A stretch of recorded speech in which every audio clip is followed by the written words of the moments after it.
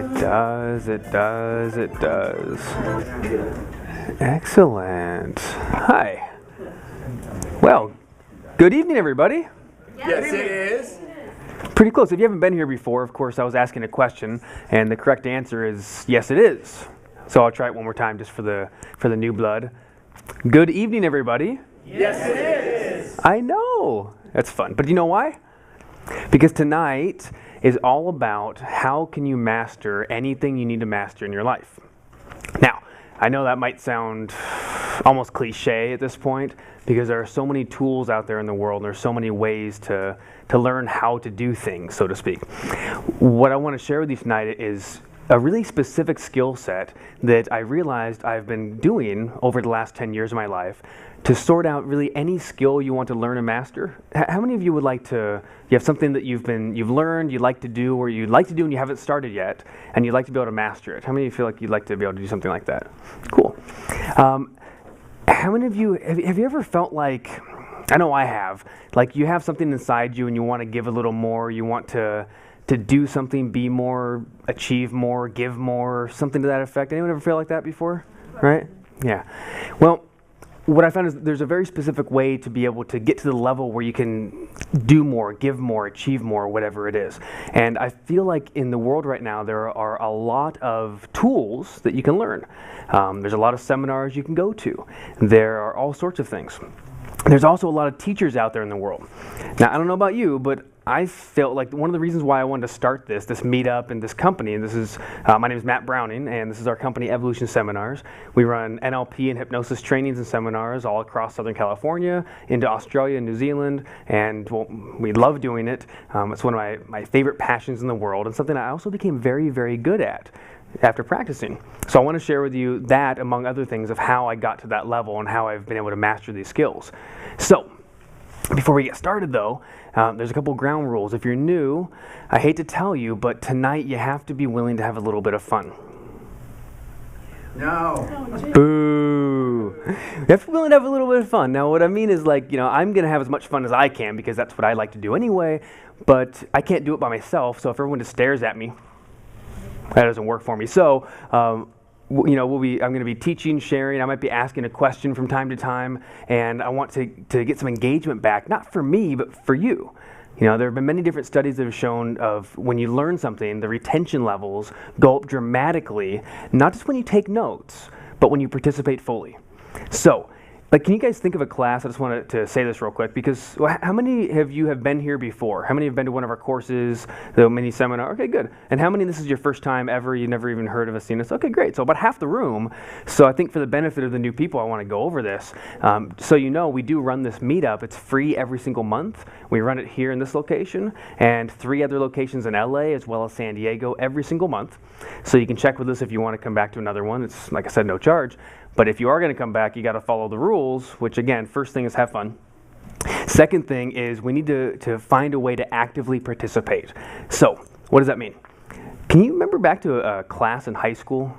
A class that you really, really hated? You remember a class like that? I can grab my chair for a second. Come on, you remember a class that maybe you didn't hate it, but you really were over it? And for me, it was U.S. History, 9th grade. I had no why. Why in the world do I need to ever learn when the War of 1812 was? It seems so stupid, right? So how did you sit when you were sitting in that class, the one you really hated? Go ahead and sit like that just for a second, just so we can all kind of play. Don't worry, everyone's going to look lame, so it's all fine. Right? I'm just did you ever do this one where you kind of, you ever snap your neck to wake yourself up? Come on. Fall asleep. I did that all throughout the period. Now I'm just curious, how much learning do you think you retain in this state, honestly? 1%. Maybe if you're lucky. Harvard University, moreover, did an interesting study where they broke people into 3 groups. And it's important for tonight. Harvard broke people into 3 groups. The first group of people went to listen passively, just like this. They just sat there and listened to a lecture. At the end of it, a week later, they tested them to find out how much they retained, and the average person who listened passively retained between 0 to 40% of the learning. 0 to 40%. I don't know about you, but to me, I wouldn't call that learning. I call that a waste of my time. right? You could have sat at home and played Xbox eating Cheetos and had a better time than if you didn't learn anything and remember anything. That's kind of silly. The second group, though, just took notes. So we have some scrap paper in the back and pens, or if you brought your own notebooks, I would highly encourage you to at least take notes. Write some things down. I'm going to be going over a very specific strategy tonight, which I know you'll find very valuable.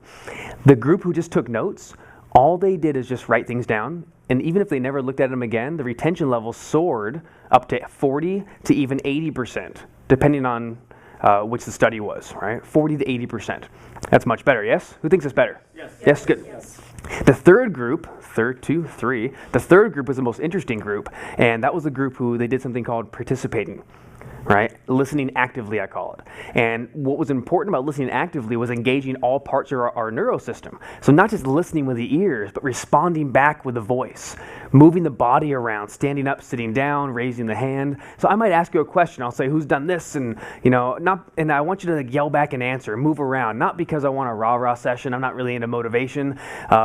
But because when you do that and you start moving around, moving your body, your voice, you're watching, I'll write things down, you're listening, speaking, all that together, it soars your retention level, Harvard showed, up to 95% plus.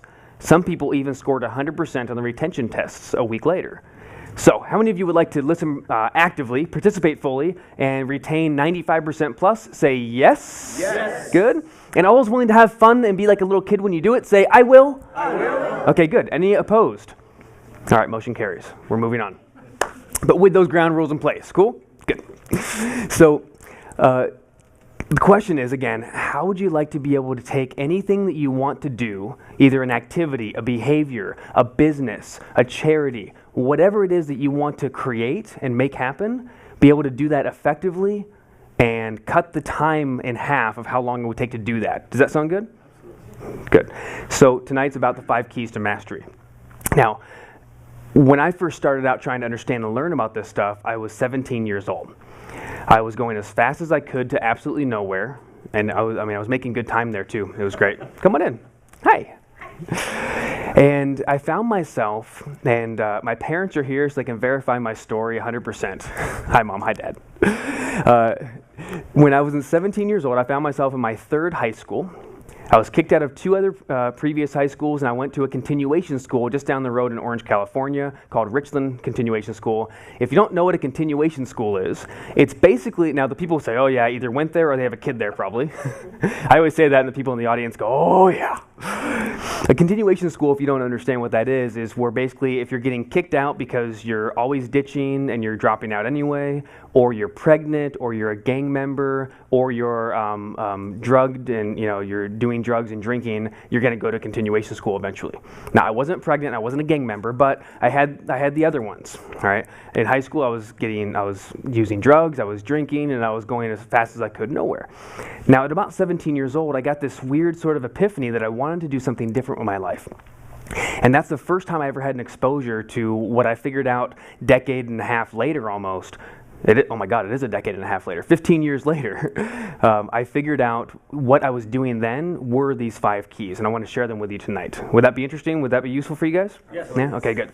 So first off, I want you to think about something that you know, something that you'd like to do, something you'd like to share, something you'd like to create, maybe even a simple goal that you have in mind, a goal or an outcome. I really want you to think about one of those for tonight so you have something you can apply this to. Okay? I find that one of the most important things in learning is to have an application for the future. If you don't know where you're going to apply the knowledge, the brain files it away and then never look at it again, file drawer, right? So think of an outcome or a goal you have in mind that you'd like to achieve and maybe you're not getting yet. I'll give you a second. Everybody have one? Okay, good. One more time I was being distracted. That's right. You might have to miss out on the best part of life. Sorry. Think of a goal, something you want. Maybe you guys work together, obviously. Your partners, right? Yep. It's your partner. So think about maybe something you want in your business. That would be ideal.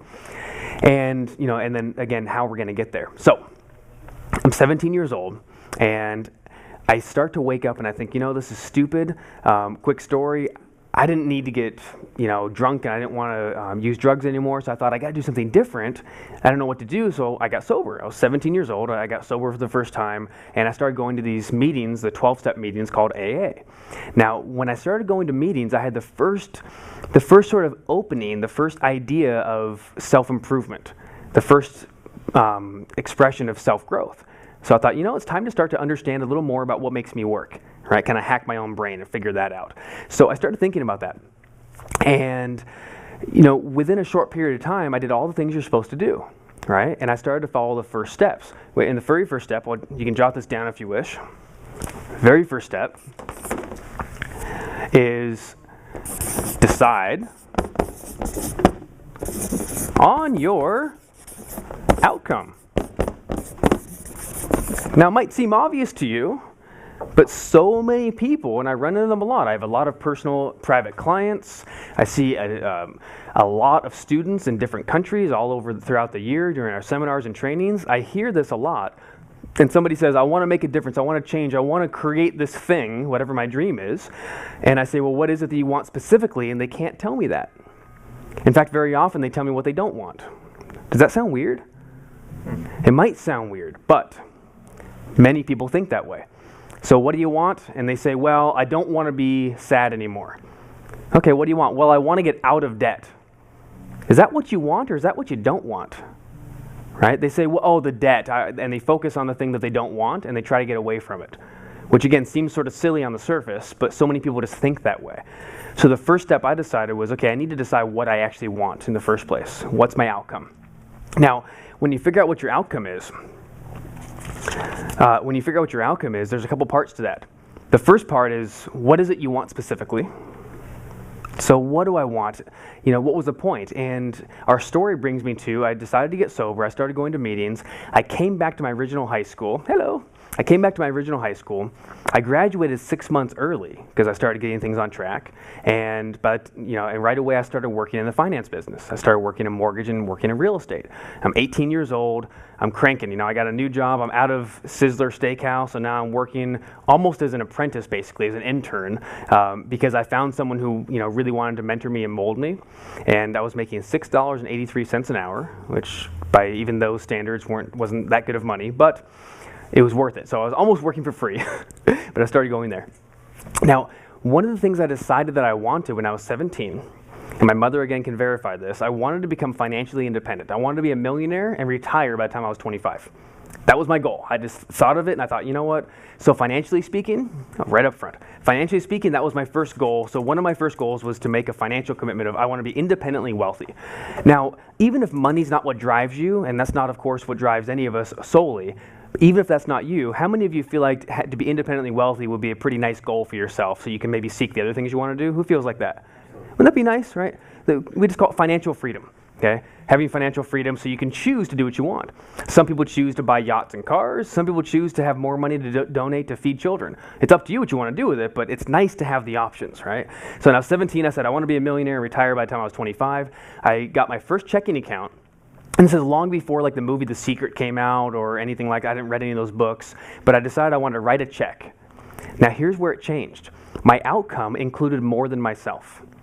And that's probably the most paramount, important part of your outcome.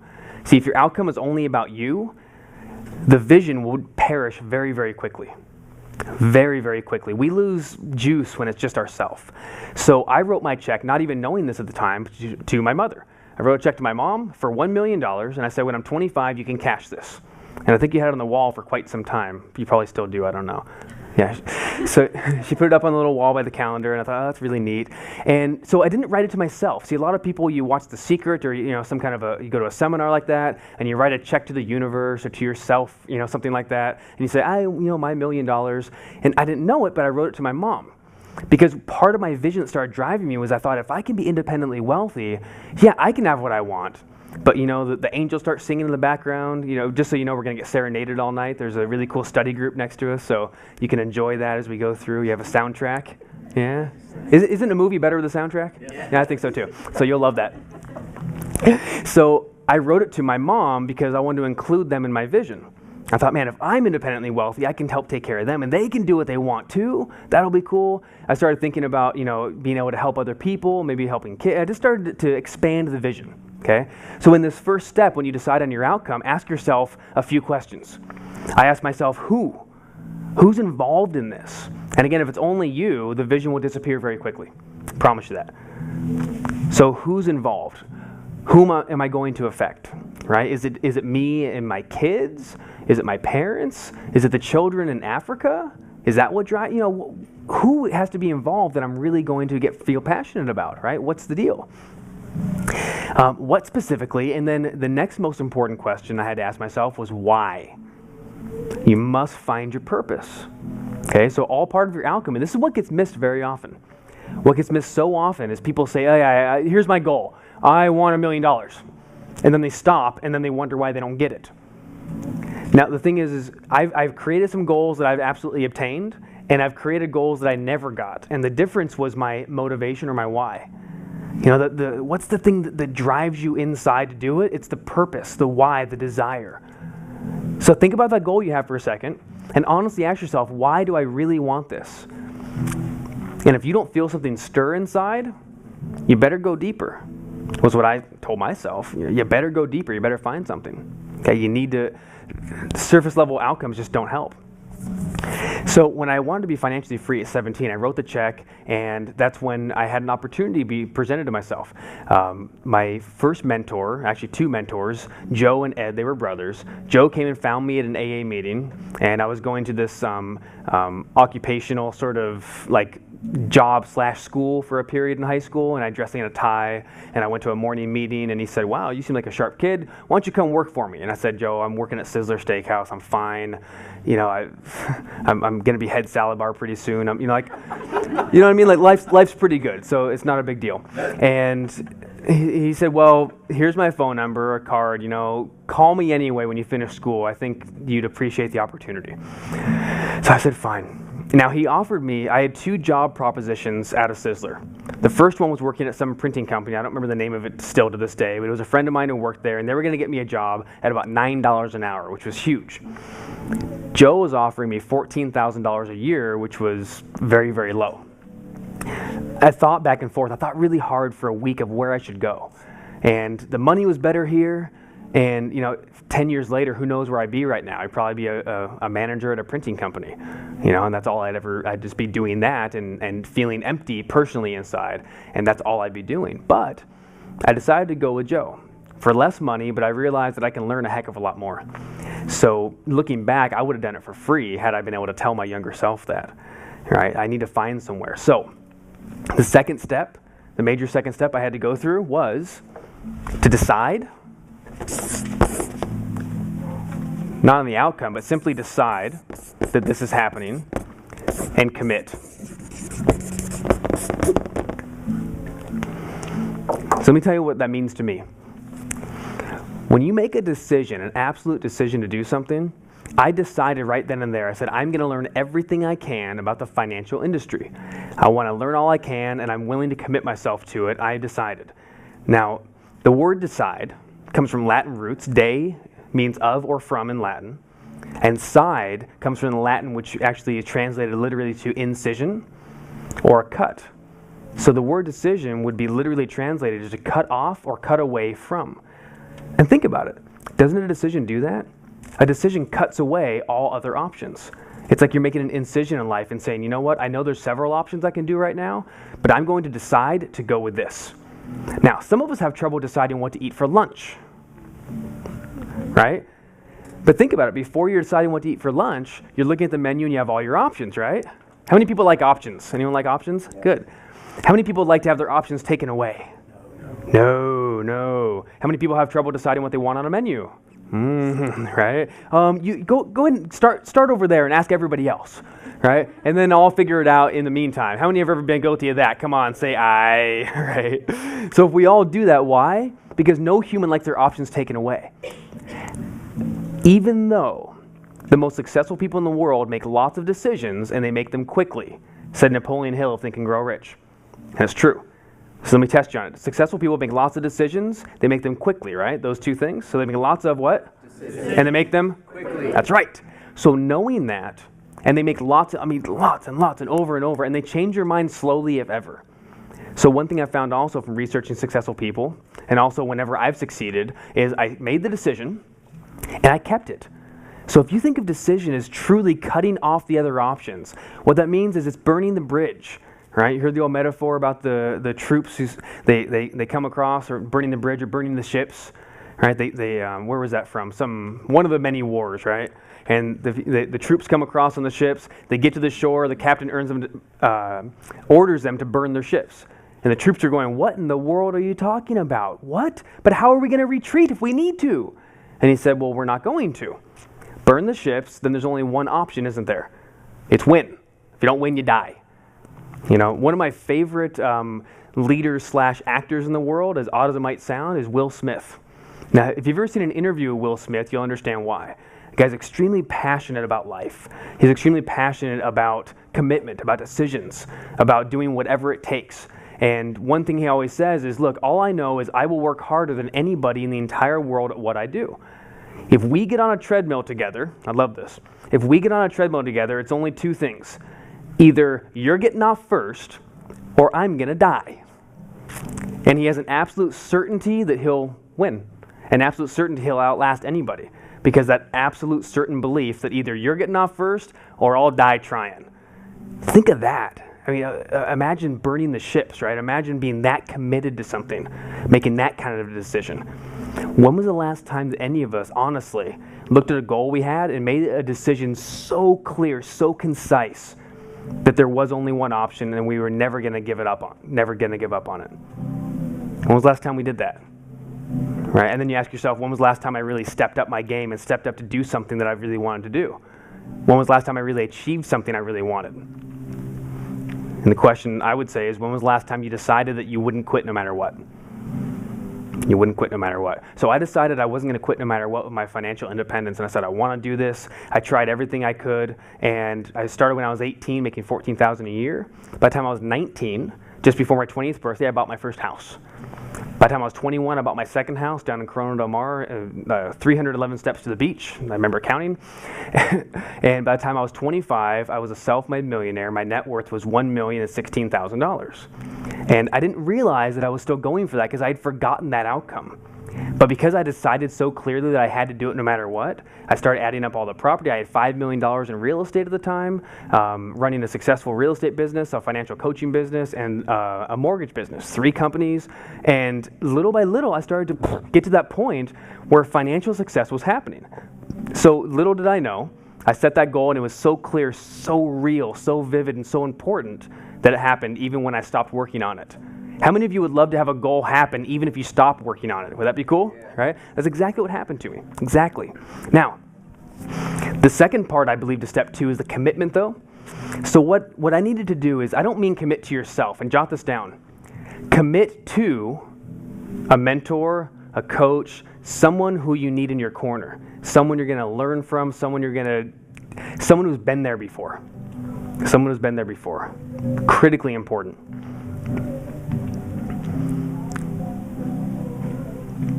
Make your commitment. So decide for yourself with absolute certainty, and then commit to the person you want to be working with, whatever that is, however that works. Okay? So what I did is I went to Joe and I went to his brother Ed and I said, I'm in. Whatever it takes, I'm in. And the first year I made $14,000. The second year I made $24,000. Then I made $30,000. And then within 2.5 years, I broke from $30,000 to $250,000, just like that. It was a really, really radical shift. And I mean, it happened almost overnight. And I remember the moment when it happened. And I'll share that in a second, if that's interesting to you, the money stuff. Now, like I said, I think we can do a lot of good with money, right? Whether you want to buy cars and helicopters, or whether you want to use it to make sure your favorite charity works well, or maybe you want to take care of your friends, your family. Whatever you want to do, money, like anything else, is a very, very important tool that you can accomplish a lot with. How many would agree to that? It can be a really important tool, right? Absolutely.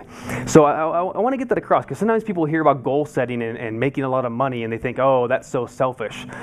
To me, being wealthy and independently wealthy is the least selfish thing you could ever do. It means your game is so big, you want to include others in it. You want to take care of other people. So that's what I want to share, and that's what I want to get across.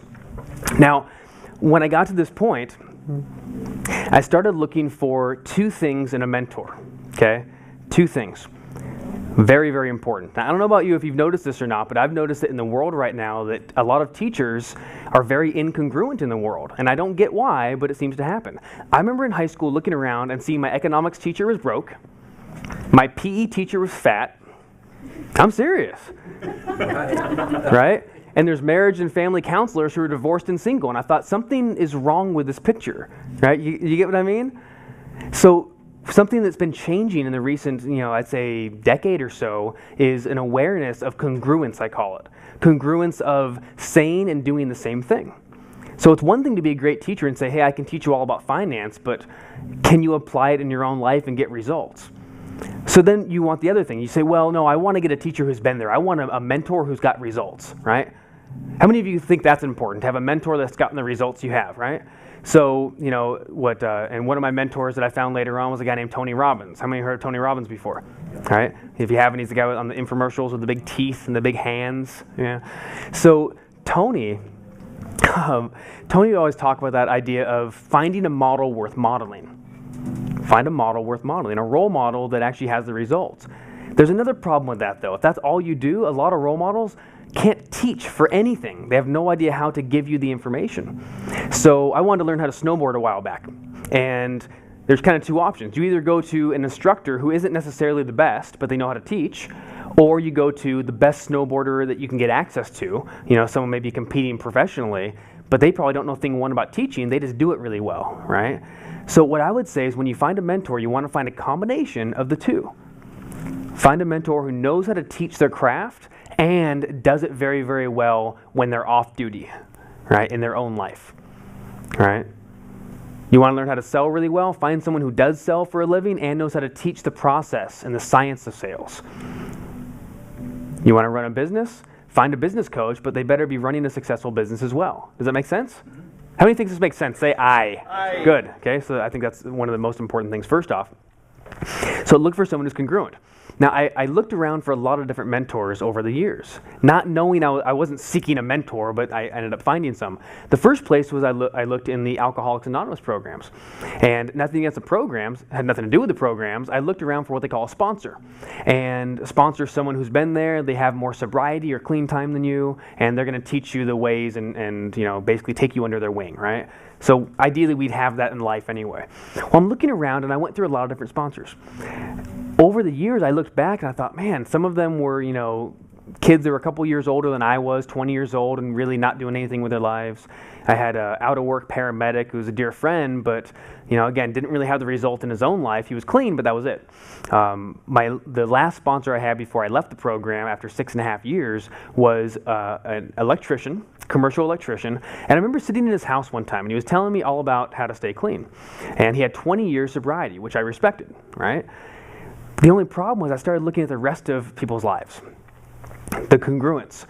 And he started to talk about his job, and he basically works running electrical conduit in the middle of ditches commercially, like along highways and things, and he hated every minute of it. He said, I hate my job, and he was grossly overweight, didn't really get paid that well. It was his thing, but he was clean and sober for 20 years. So I thought, that's a good result, but that's not really that whole congruent thing. I don't really want what you have. So in that moment, I figured, you know what, I got to go outside of the program. And then I started looking at my first mentors, my financial mentors. And again, same thing, except for this time, financially, Ed and Joe did really, really well. Ed made a ton of money. He had like multiple millions of dollars in property all over. He did great that way, and I learned a lot from him. But relationships, health, everything else, I thought, I thought if I model this person exactly, man, think about the people we're modeling, because did you know that everybody's modeling someone all the time?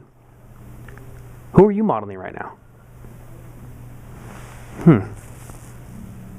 Who are you modeling right now in your life? Everybody models somebody, whether we know it or not. When we're kids, it's really obvious. When we're like age 8, 9, 10, who do you model? Your superheroes, right? You model your heroes, maybe mom or dad's a hero, or Spider-Man, or Batman, or Wonder Woman, or Bart Simpson, or Stewie Griffin, or whoever our kids are modeling these days. But once we get older than that, I believe we still keep modeling. We find some kind of a model of excellence, and usually the models aren't very excellent, are they? Sometimes they're not. Sometimes they are, sometimes they're not. And most people find one area that they can model, like I did. They find a financial mentor, but they need to go somewhere else for everything else, or something like that. So I kept looking around, and eventually that led me to, when I was working in the financial business, I went to my very first ever seminar. Now, how many of you have ever been to a seminar before? Oh, if you haven't, I highly suggest it. I went to my very first ever seminar, and it was with that guy named Tony Robbins. Now, I remember sitting in Tony Robbins' seminar. It was early 2002, so it was 10 years ago. I'm 22 years old. I had now bought a couple of houses. I'm just starting to make some decent money. But of course, if you ever made more money than you made before, you also learn how to do what with your money? Spend it. Everyone did the same answer. Yes, spend more money, right? I made $14,000 a year. I got by in $13,500. I made $240,000 a year. I got by in $235,000. I always found a way, whether it's property payments or cars or whatever, I always found a way to spend the money I got, right? That was before I learned a little more about finance. So I go to Tony Robbins' seminar, and he took us through this entire 3-day process that just was absolutely mind-blowing. I mean, everything he was saying was just right on. He was sharing, really, to me, later on, I learned were all of the secrets to life. He shared everything I could, and I saw that guy, and I thought, you know what? That's a mentor I want. Here's someone who has a beautiful relationship with his wife. He obviously stays in shape even though he travels constantly. He makes a ton of money. He runs multiple companies, and he's doing what he loves for a living. He's speaking and sharing from the heart every chance he gets. And I thought to myself, wow, that's something I want to do, Now, I didn't know at the time that, of course, I was going to go down that road. I never thought in a million years I would be a speaker for a living, for God's sakes, and a coach. I never thought that. But I thought to myself, that's cool, I want to do that. I want to have something like that. And, he asked really powerful questions. He started asking us questions about, well, what do you really want in life? Why do you really want it? Is it really that important to you? And if you get it, who are you going to affect? Who's part of your vision? Do you even have a vision yet? There's a good book that talks about if without a vision, man will what? Perish. Without vision, man will perish. And I believe that's true, right? We need to have that. So he started sharing all these kind of nuggets of wisdom, and I thought, I'm just absorbing, I'm just soaking all of it in as much as I can. And right in that moment, I decided. I made my decision. I said, I'm in. I want to learn not just financial wealth, but I want to learn all parts. I want to learn, wealth in all areas in life. I want to learn the secrets to spiritual wealth. I want to learn the secrets to wealthy in my body, my physical body, wealthy emotions, wealthy relationships, and wealthy in the bank account. I want to learn, the perfect wheel of life, if there is one. I want to learn how to balance my life and succeed everywhere. And I want to learn how to be able to be wealthy in contribution, be able to give back a lot more. I want to be able to do that. So I made the decision, then I made the commitment. Because Tony, of course, came out by the 3rd day. He said, so, have you loved the course? And I said, yes. And he told 3,000 people this. And he said, was it interesting and useful and valuable? And yes, yes, yes. And then he said, do you want to come to my Mastery University program? Now, the Mastery University program was consisting of 3 different seminars, 3 parts. It cost, if you paid in full, $10,000 or $14,000 on a payment plan. Now it's even more expensive. And he said, so do you want to come? And I'm like, well, yeah, I'm in. I'm in. I'm in. And then he said, it's $10,000. And I said, I'm out. Just like that. I'm like, well, hang on a second. I don't know about that. But I started thinking about some of the things he had said that, previously in the weekend. He was the first person who told me that successful people do 2 things. They make lots of what? And they make them quickly. So he asked me to make a decision. I remember sitting in my seat very clearly. I remember sitting there, it was March 2002 in Anaheim, California, and I sat there in that seminar room, and I sat there in the seat, and he said, make a decision. Whether you know or not if you're coming, whether you know how you're going to do it, do it. So I'm like, I'm reeling. I'm thinking this stuff. I'm going, what should I do? And I finally decided. I said, I don't know how I'm doing it exactly. I don't have that much money saved up, but I'm in. I said, I'm doing it. And then I went back and I grabbed the form. I started filling it out. They said credit card. I'm like, well, I don't know how I'm going to do that yet, but I'm going to fill out the top part with my name and my address. At least I know I'm committed, right? And maybe they'll know I'm committed. Maybe they'll give me like a scholarship or a free deal. And I go back and I said, so do you have any scholarships for young people? And they said, no, we need cash. And I said, crap. But, I had to get resourceful about it was my point. So the commitment was, who am I going to commit to? And I thought, you know what? This guy has the most valuable tools I've ever seen.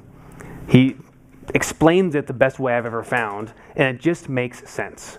You ever found that feeling of like you just feel like whatever the next, it just makes sense? So I thought, you know what, I'm doing it, and I'm going to commit to him as my mentor, and I did. And I signed up, I talked to my boss, I worked out with him to help with the payment. I didn't think he was going to, but I reframed him. I said, well, if I do this, I can help with the company and all sorts of things like that. And so we went in it together, he gave me the time off to do it, and I went to his next course that December called Date with Destiny. Now, has anyone here ever been to Date with Destiny? Just curious? My parents have, of course. The most amazing 6 days of my life. All right, well, pretty close. I have a wedding and honeymoon. That's honeymoon, Date with Destiny. No, my baby being born, the honeymoon, Date with Destiny, still top 3, I swear, top 3. One of the most amazing experiences of my life. I go to Date with Destiny, and it was just a 6-day seminar, and it just completely blew open all the boundaries of what I thought was possible. I came back, and I'm just charged up. I'm going, okay, I'm in, I'm doing this, I'm living life, I am making a difference in the world, I'm succeeding beyond all beliefs, I'm doing this. I come home, and my boss says, so, what did you learn? What did you achieve? What are we going to do? How are we going to implement this in our future? And what about our sales team and all the business stuff? And I'm like on cloud 9. I'm like floating around talking about butterflies and love and, like just yay. And needless to say, we sort of butted heads at that point. Just a little bit. I'm talking about I want to do my purpose on earth and I want to give back and I want to help humanity. And he was like, no, dollars and cents, right? Because that's where he was then. And long story short, 2 days later, I quit. / got fired, whatever. The most important part of the story is that we ended our relationship and, we still talk today, but I started moving on, and that's 5 days later I started my first company. And that was when I started my real estate company. And I was 22 years old, and I didn't expect to do that, but because of the separation, I had the chance to do that, the opportunity to do that. Now, around that time, of course, now here I am. I decided what I want, right? I want to be financially wealthy. I want to make a difference in the world. Now my decisions are increasing. I don't just want to be financially independent. Right? I added in other visions. I want to be able to contribute well beyond. One of my visions I decided to create, and I wrote this as a goal a long time ago, is I want to be able to help. I really got passionate about giving around Christmas time. Okay, now everyone has a different holiday they celebrate, but let's call it Christmas, whatever, the gift-giving time of the year, the holidays. And I got really passionate about the idea of families who are really, really struggling to make ends meet, and obviously in the economy now, there's quite a few families like that. So the mom and dad are working their butt off, and a lot of the families, you may not know it, are both working minimum wage jobs, barely paying the rent. Some of them live in a motel full-time because they can pay weekly rent, right? And there's no security deposit, so as tight as they could. So for about a year, right around that time, the girl I was dating then, we used to go to, there was this charity about motel families. And I didn't know, you go up and down Beach Boulevard by Disneyland, and all those motels there, most of them are not tourists. Most of the people living there are full-time residents. And I didn't realize that. So part of the problem with that, of course, is there's no yard to play in. There's just a motel parking lot, and a lot of them have kids. So every Sunday we go over there, and the kids they'd see the van coming, and they go, oh, here come the people, right? And we come out there, and the kids come running out, and we bring them crafts and toys and games and snacks, and start playing with the kids for a couple of hours on Sunday. That's all it was. But every Sunday I would do that, and we started to get, bigger about that, and started to love it more, and started looking forward to it every Sunday. Then it came Christmas time, and that was that changed my life. Because when it was Christmas time for the motel, what we basically did is we went and we donated all sorts of toys we could find. We brought all brand new toys that they normally wouldn't get. We went to the founder of the charity to their house, the garage. And if you can imagine this, the garage is just packed full, like a little mini warehouse, just full of every toy you can imagine. Can you imagine being 6 years old and seeing that stash? Right? So open up the garage and we're sorting toys and we didn't even wrap them at all either. We just had all of the toys open, and then we filled them up in 3 or 4 different cars and vans, and we drove out to the different motels that we had been going around and visiting. And I remember when we got to that first place, they saw us coming, and all of a sudden one kid saw us and went, "Mom, they're here!"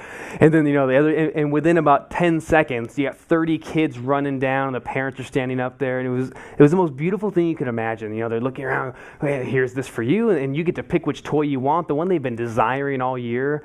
They finally get that because there's never the extra money for it. So I decided, you know what, my vision is not just to make a lot of money. I want to be able to sponsor a family for Christmas. So I did that. And if you haven't done this before, it's one of the most fun things in the entire world. Try this out on this Christmas. It doesn't even cost that much money. If you can spare like $200 the entire year to save up all year if you want to, $200 would get you one family sponsored. And do it on your own. I never did it with any organization after this. I just did it by myself. I didn't tell anybody because it's not for brownie points. I just wanted to do it for the families.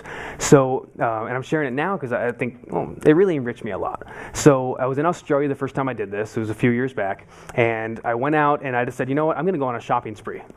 So I found a family. I asked someone who's a friend of mine was Christian, and he went to the preacher he knew, and the preacher knew a family who was really hard, and I figured I can find a family there. So they gave me the family's information. There was a mom and dad and 3 kids, okay? Mom and dad and 3 kids. They gave me the gender and the ages of the kids, and I went to Target, or whatever the equivalent was of Target there, I don't remember, some department store, and I went on a shopping spree. I spent a little more than $200. I just went out and I said, okay, if I was an 8-year-old girl, what would I want, And there was even a little list. You want a rollerblade? Oh, okay, I'm going to find rollerblades. I found those. And someone else, the kid wanted a skateboard. He wanted these certain action figures. I found those. All the stuff you're not supposed to do, right? Because if the family's down on their luck, what do? You give them like, a gift card for food, right? I figured they're already doing that, and that's what normal charities would give them. I want to enrich their experience and give them what they would never, ever set aside for themselves, which was a damn good time. So I get all these toys for each one of the kids. I even got stuff for the parents, because they usually, they're not going to open stuff. And, and if you're a parent, how many parents are in the room? Now, if you're a parent, if money's tight, who are you going to buy for first, you or your son or daughter? Right? You give the kids whatever they need, obviously, right? I know I'd give anything to my son. And so I figured the parents would never give to themselves if they had anything extra. So I wanted to make sure I gave to them and said, here's something specially for you guys. And I wrapped everything up together. And the best part of the whole thing, and if you want to take me up on this and do it yourself, this is the best part.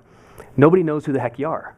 So I went over to that preacher's house, and I went over there on Christmas Eve, and I popped open the boot of the car, the trunk. It was in Australia, and it was just garbage bags full of all these wrapped presents, and I unloaded like 2 or 3 garbage bags and brought them there and said, make sure they get them, and they said, we absolutely will, thank you. And I said, it's not from me, it's from whoever gave to me first. And I left that night. Well, I was actually about to leave, and they said, well, where are you going? I said, well, my friend's out of town visiting his family, and I'm just kind of staying here by myself at the time. I was in the Gold Coast in Australia. And they said, well, come stay with us for tonight. And I was like, oh, no, it's your family's here, it's fine. And they said, you are family, come in. So I ended up spending the entire Christmas Eve. They're like playing the piano, singing songs, doing a little gift trading game, and they brought me in on the gift trading game, and I got to know this amazing giving family, and it was such a beautiful experience. And then I left for the night, and I never knew the family, I never saw them, but I could imagine what it was like. Can you imagine that? You're not expecting a Christmas. You wake up with your kids Christmas morning to almost a dump truck delivery. I mean, wow. So that image, however that happened, was enough to fill me that I said, I want to do this next year. So the second year, I did 2 families because I thought, well, that sounds like fun. And the year after, I did 4 families. And then I started to tell a few friends because I needed help. But and now it's something that we do every year. We just want to, get more and more. And last year, we went out and we sponsored 4 different families and a couple senior citizens at a low rent place. And I share that because, well, I want you to know how important it is to expand your vision beyond you. That's the thing that juices me throughout the year. When I think about how, can I make more money this month? I go, yeah, because on Christmas time, we're going to do this. And it gets me really excited. So the next thing that I did, and that's something that Tony shared with me and I found was very powerful. That was all part of the vision. The next thing I did, once I realized that Tony was going to be my mentor, and I said, I'm committed, I'm in. I went to all of his seminars. I went to everything I could. I went to his weekend seminars again. I went back and I volunteer recruited every seminar I could. I volunteer staffed his events probably a couple dozen times, all said and done, just because I love to be in the environment. I want to give back, and I want to be immersed in that. Which brings me to the third key. The third key, which is, I don't know if you can guess this, but total, complete immersion.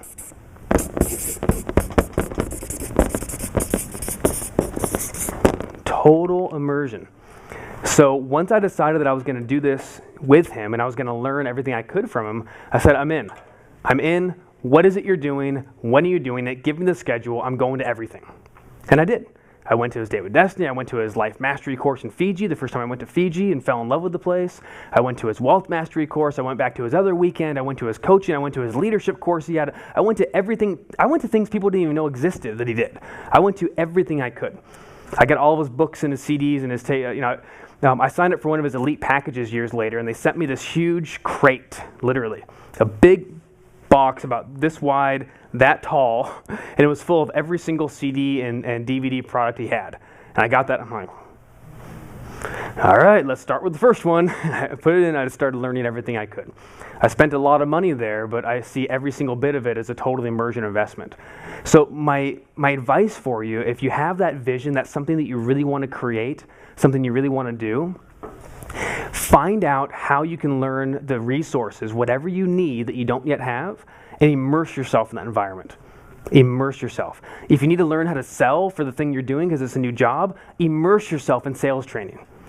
If whatever it is you're doing, if you're learning a new trade, immerse yourself. Like I said earlier, if I could go back and intern and say, don't pay me anything, I just want to know everything that's inside your brain, Mr. Mentor, right? I just want to be around you. I want to get your coffee. I want to do whatever it takes, to learn what you need to learn and immerse myself in it. Total immersion for me was the thing that changed everything. And let me explain what I mean by total immersion specifically. What some people do when they go to a training is they're at home in their life, and then they'd show up at the Tony Robbins event, and they'd show up for the first day, and they'd say, oh, this is very interesting, and they'd have their notebook, and they write their notes, and then a couple hours later, they'd say, oh, I need to go do some work, and they'd leave. They go back home and work or in the hallway, and they work on their laptop or something and send emails, and then 2 hours later, they come back in and go, oh, yes, here's some more information. That's wonderful. I think I can apply that and write it down, and then they leave and leave early, and then they wouldn't go to another event for a long, long time. What I would do is, his Date with Destiny was in Palm Springs, California, 6 days straight. I booked a hotel in Palm Springs. Now, it's an hour and a half away from here, but still, I booked a hotel out there. I drove out. I shut off the computer, the email. I shut off the phone. I said, I am here. I am in. All I'm doing is I'm living, breathing, thinking about this transformational experience. I'm going to do whatever it takes to just get my mind around this, my soul around this, and understand it all. So I did that. Immersed myself. And then I said, well, what else is he doing? I did everything he did. Literally, I did everything he could. I spent a lot of money, but I spent a lot of time as well. And it was worth every day. It was worth every penny. Once I finished that, though, that was the actual real immersion. If he said, I don't care what he said. If he said, hey, I got this thing for offer, I said, I'm in, I'm doing it. Only because I knew he was the guy I wanted to learn from. Does this make sense, you guys? Yeah. Right? If you don't know who that is, then don't worry about it. But when you find that person who has the tools you want, when you find that person, commit yourself, immerse yourself in everything that the person's doing, right? They offer, when they offered to me, I said, I'm in, I'm taking it. That was the thing that made the difference. Leading us to our fourth step. Leading us to our fourth step. Once I followed the total immersion, the next step for that was what I call spaced repetition.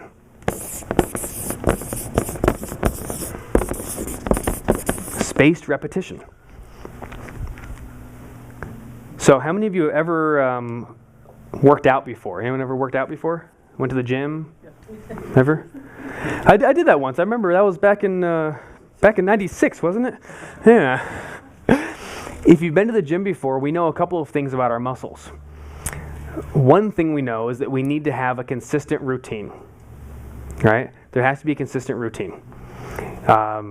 Without a consistent routine, you're not going to get any results, right? I mean, be honest, it seems pretty silly, but do you really think we're going to go to the gym and lift a really heavy weight, and if it's extra heavy, then it'll be better, and then we go, oh, that was a big weight. I'm so glad I did that. Now I'm all finished. Thank God I lifted weights. Now I'm buff. Now I'm in shape, right? How many of you think that would be the case? Once you lifted the weight the one time, then you're in shape now? Right? Don't we wish? Well, it's funny that we know that's silly for weights and for exercise, but yet we think when it comes to exercise for the mind, for prosperity, for emotions, that's the case, right? And here's what I mean. People, and I see this a lot, unfortunately. I see people come to our events, for instance. They go to one of our weekend transformational seminars. It's amazing that we blow the roof off of what's possible. They walk out on Sunday feeling like, yes, I'm on top of the world, and we give them the tools to break through, and they feel amazing, and they know they can do it, and then they think to themselves, wow, that breakthrough was great that I did back then. How come everything's not happening easily and effortlessly all the time right now? How come it's not just happened? I mean, I did the seminar. It was 3 months ago, but I did it. How come everything isn't changing automatically, right? The equivalent of going to the gym for the weekend and then never going back again and saying, well, that was really neat. I went to the gym. Now what? So what's spaced repetition? For me, what I did with Tony is I immersed myself with his work. I went to that 6-day training. I was there and I was present the entire 6 days. Then I stepped back. I went back to my life and I started living my life. But while I lived my life, do you think I applied any of those tools? Do you think? Yes. Yeah, as much as possible. So I remember back to everything I saw. I looked through my notes and I applied all the tools I learned to the current moment I was living in. Now, if I kept doing that, I started getting better at those tools. Then 4 months or 6 months later, he came to the next event he was doing, right? I went to his Life Mastery, and that was in Fiji in January. So I went to Life Mastery, and that was cool. And I learned all about health and emotional mastery, and I went there, and that was for 5 days, and everything. Again, I studied everything I could. I immersed myself. You're in Fiji, you kind of have to immerse yourself. There's no Wi-Fi. You can't even imagine that, right? No Wi-Fi, no phones. The phone service was crap. I couldn't do that. What am I going to do? I guess I just have to sit and learn and absorb information and just stay there, So again, what I did is I went back into total immersion. Then I came back out and started doing that. This works well in all different industries. If you practice a martial art, for instance. What works well in martial arts, and I did this over the years in jiu-jitsu, in Brazilian jiu-jitsu. Still practicing that, but when I went from like a white belt to a blue belt, at first when I went in there, I wasn't really advancing. I stayed a white belt and I changed teachers, and I wasn't really getting anywhere. But I was learning some skills, but have you ever done this before? You practice something so little that by the time you go back and do it again, you're barely trying to get back to the point where you left your last lesson. Maybe you've done this with a martial art, or you've done it with a gym, or a musical instrument. I'm going to get good at guitar. So you practice guitar, and then you think I got to play it again, and then 2 weeks later you pick it up one more time. But by the time you finish your little session of practicing the guitar, you've only gotten as good as you left yourself last time, right? Never actually increasing the skill set. Does that make sense? All right. So we need to immerse ourselves. So when I finally said, you know what, it's time to achieve. I want to go to the next level in jiu-jitsu, and I want to get good at this. So I started going not just the requisite 2 times a week or 1 time a week. My professor in jiu-jitsu, they call themselves professors. My professor said, and they'll all agree, if you go 2 times a week, you'll maintain your skill and grow slightly. If you can only go 1 time a week, you'll probably maintain or decline slightly. If you can't even go 1 time a week, if you go once every 2 weeks, you'll actually get worse the more you do it. You'll get worse the longer you go because you're not maintaining any skills. And you learn one skill and then you already forget it because by the time you go back to the new one, you learn a new one, you've forgotten the old one. You actually get worse. Can you believe that? So I said, okay, if two times a week gets me a little bit better, 3 times a week would increase my skill pretty dramatically. I started going 4, 5, 6 times a week. I started going to a morning class, and I was so excited after a little while that I go to the evening class the same day. So within a couple of months, I started getting more stripes on the belt very quickly.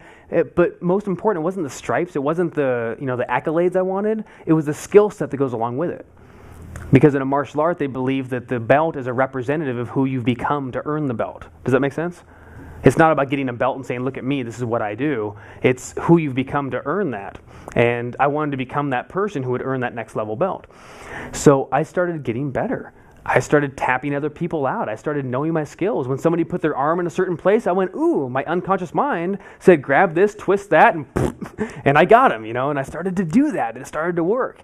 And pretty quickly, after a few months, professor called me up one time in front of the class when it was time for a promotion. I didn't know it. And he said, you've been working, you guys have seen this guy, almost every day. Whenever you train, he's probably been here because he's been going almost every day. And it was really cool to have him say that about me because I had never really worked that hard at something before. And he calls me up in front of everybody and, and presents the new belt and takes off the old one, wraps the new belt around me, gives me a good handshake. Everybody claps when I go back. And I thought, man, that was not the end. This is the beginning. because that wasn't the final achievement, was it? No, because he has, you know, a 3-degree black belt or whatnot, but that's not the end, that's not the final either. Every martial art has an ongoing skill set that never ends. It never ends. You know, you see an 85-year-old martial artist master, 10th degree black belt in whatever he does, and what's that person doing? I can't wait to get better. I can't wait to learn a new skill. Right? You never ever stop at that point. So I felt good about that I hit the next level, but I get to keep on going.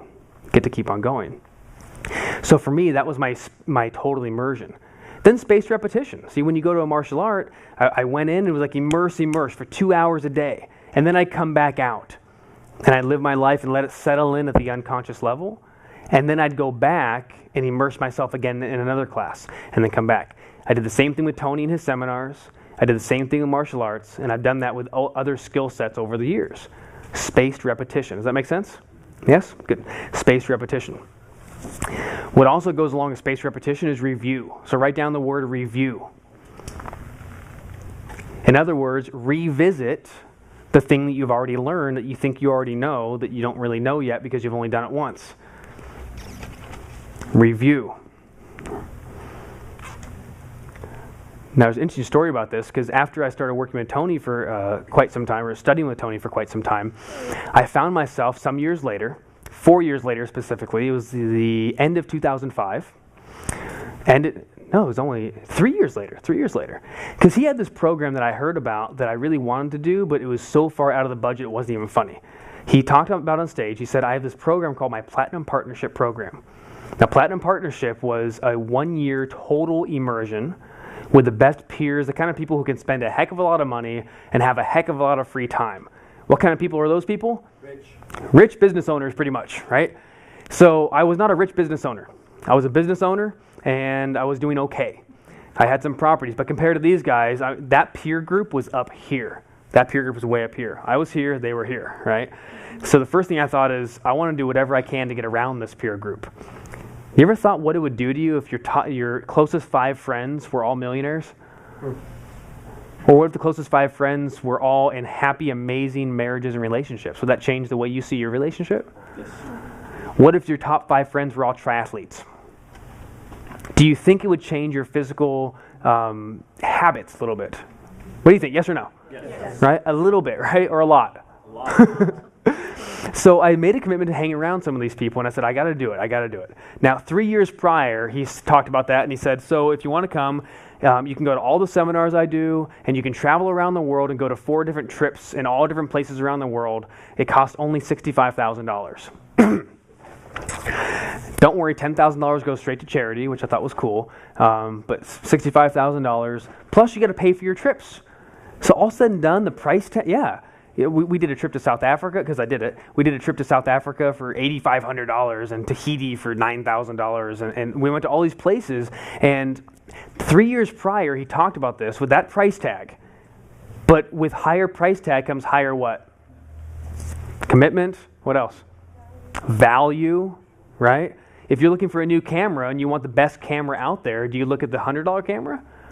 No. He talked to a professional photographer. He's got the $8,000 camera with the $4,000 lens and the $10,000 strap or whatever the heck these guys, I mean, you go to the more the money, generally the more value, right? So at least, pretty close. That's how it worked. So I knew how much value was in this, and I knew I had to do it. And I sat there and I thought, God, I want to do this so bad. But it was so far out of the budget. It was completely impossible. So I set it on my dream board. And I said, one day I'm going to join this Platinum Partnership and I'm going to travel around the world. It'll be amazing. I hope he still does it then. Well, little did I know, later on that weekend, my boss signed up for the course. He signed up for the Platinum Partnership. Along with his